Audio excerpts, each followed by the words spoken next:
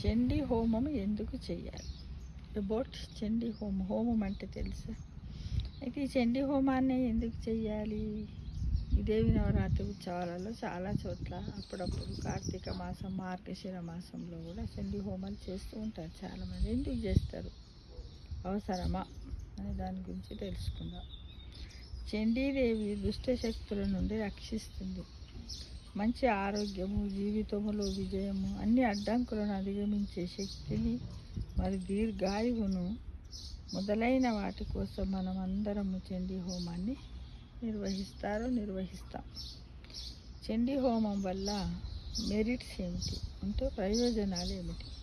చండీ హోమం చేయడం వల్ల దుర్గా, మహాకాళి, మహాలక్ష్మి, మహాసరస్వతి అనుగ్రహం కలుగుతుంది. అంటే ముగ్గురు అమ్మల అనుగ్రహం మనకు కలుగుతుంది. ఒకరెవరు?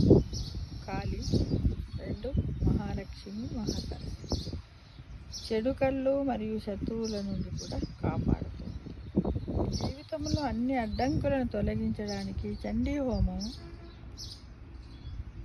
మనకు సహాయం పడుతుంది.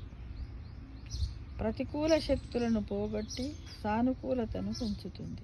తీవ్రమైన ఆరోగ్య సమస్యల నుంచి కూడా ఉపశమనాన్ని కలిగిస్తుంది. అదే అంటారు చాలామంది, ఏంటంటే మానవ జన్మ ఎత్తినప్పుడు కనీసం ఒక్కసారన్నా చండీ హోమం చెయ్యాలి అంటారు.